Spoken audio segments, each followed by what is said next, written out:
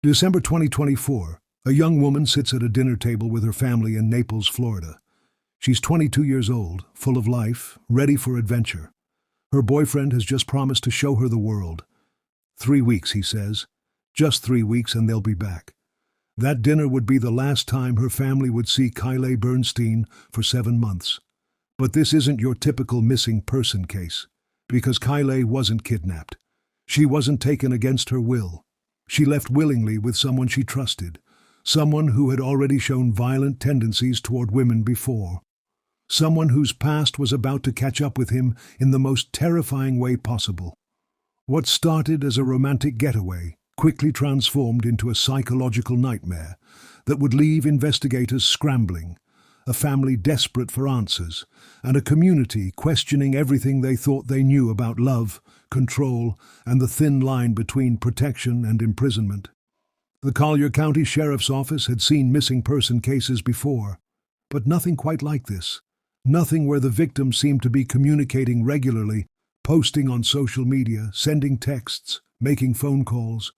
Yet something was fundamentally wrong, something that would take months to uncover and even longer to understand.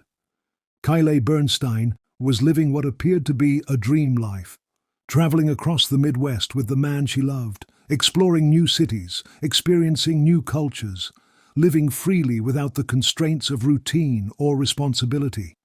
Her social media painted the picture of a young woman living her best life. But social media, as we all know, rarely tells the complete story.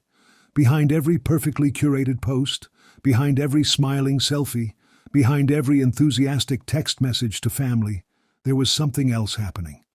Something that her mother would later describe as deeply unsettling.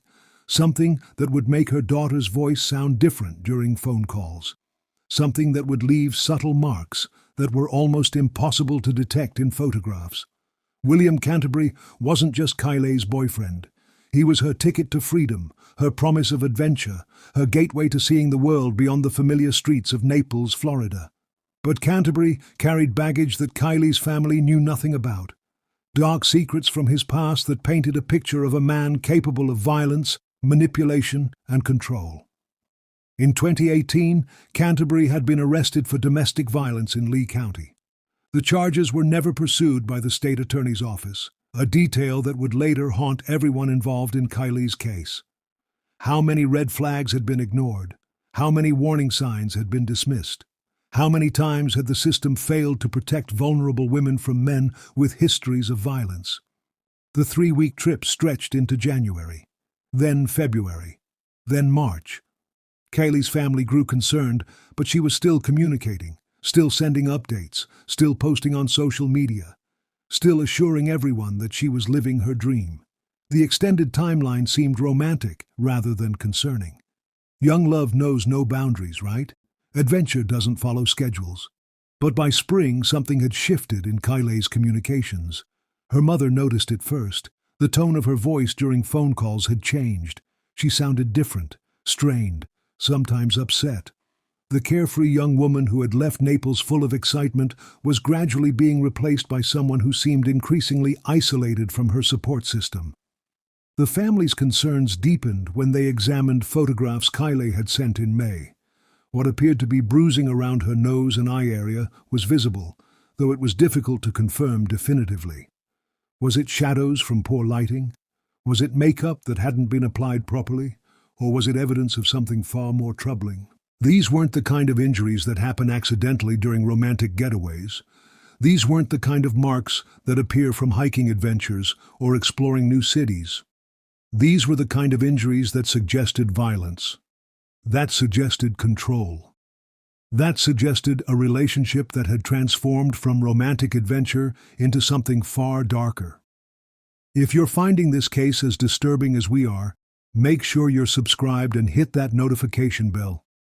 Cases like these remind us why it's so important to stay informed about the warning signs of domestic violence and to support the brave investigators who work tirelessly to protect vulnerable individuals. July 7, 2025, marked a turning point in the case. During a phone call for a sibling's birthday celebration, Kaylei sounded visibly upset. Her family could hear it in her voice. The strain, the fear, the desperation of someone who was trying to communicate without being able to speak freely. It was the kind of conversation that leaves family members lying awake at night, replaying every word, analyzing every pause, wondering what their loved one was really trying to tell them. After that phone call, silence. Complete radio silence. No more texts, no more social media posts, no more phone calls, no more updates about their romantic adventure across America. The communication that had been Kaylei's lifeline to her family suddenly stopped, leaving them with nothing but questions and growing panic. July 21st, 2025. Kaylei's mother could no longer ignore her instincts. Something was terribly wrong. She contacted the Collier County Sheriff's Office and officially reported her daughter missing. The investigation that followed would reveal the true nature of Canterbury's character and the extent to which he had isolated Kaylei from her support system. Private investigators hired by the family began digging into Canterbury's background. What they discovered was a pattern of behavior that extended far beyond the 2018 domestic violence arrest. This was a man who had demonstrated repeatedly that he was capable of controlling, manipulating, and harming the women in his life. The case gained media attention quickly. Missing person cases involving young women always capture public interest. But this case had elements that made it particularly compelling. The extended timeline, the gradual shift in communication, the boyfriend with a violent history, the family's growing desperation as months passed without resolution. Law enforcement agencies across multiple states became involved as investigators traced Canterbury and Kaylei's movements throughout the Midwest. Credit card transactions, hotel registrations, social media check-ins, and witness statements began painting a picture of their journey. But more importantly, they began revealing the control dynamics that had transformed a romantic getaway into a psychological prison. The investigation revealed that Canterbury had systematically isolated Kaylei from her support system. The decision to leave her car and belongings behind wasn't romantic spontaneity. It was a calculated move to ensure she had no means of independent transportation or communication beyond what he allowed. The extended timeline wasn't about exploration and adventure.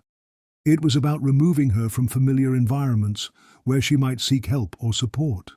Canterbury's promise to show Kaylei the world had become a mechanism for controlling every aspect of her life. Where they went, how long they stayed, who they interacted with, how often she could communicate with family.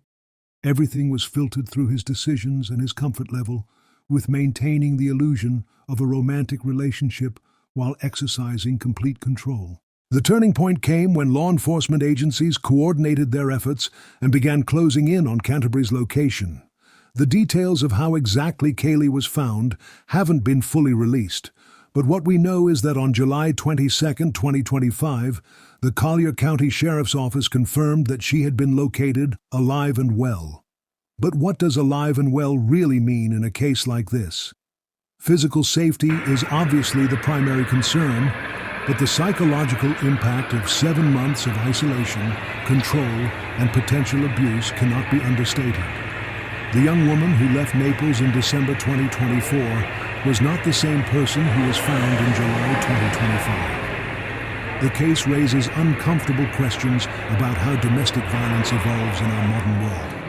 Canterbury didn't need to physically restrain Kaylei to control her.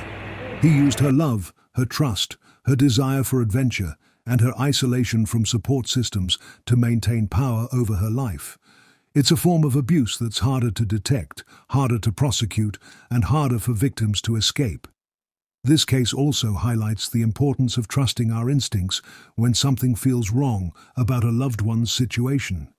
Kaylei's mother's persistence in reporting her missing, despite the fact that her daughter appeared to be communicating regularly, ultimately saved her life. Sometimes the most dangerous situations are the ones that appear normal on the surface. The Kaylei Bernstein case serves as a stark reminder that domestic violence doesn't always look like what we expect. It doesn't always involve obvious physical injuries or dramatic confrontations. Sometimes it looks like a romantic adventure that gradually becomes a prison. Sometimes it looks like a loving boyfriend who slowly isolates his partner from everyone who cares about her. As we wrap up this case, remember that there are people in your life who might be experiencing similar situations right now. If something feels wrong about a friend or family member's relationship, trust that instinct. If someone you care about seems different during phone calls or visits, pay attention to those changes. And if you're in a relationship that's making you feel isolated, controlled, or afraid, know that there are resources available to help you. If this case has impacted you, or if you know someone who might be in a similar situation, please take a moment to like this video and share it with others. Awareness is our strongest weapon against domestic violence, and cases like Kaylei's remind us why we must never stop fighting to protect vulnerable individuals in our communities.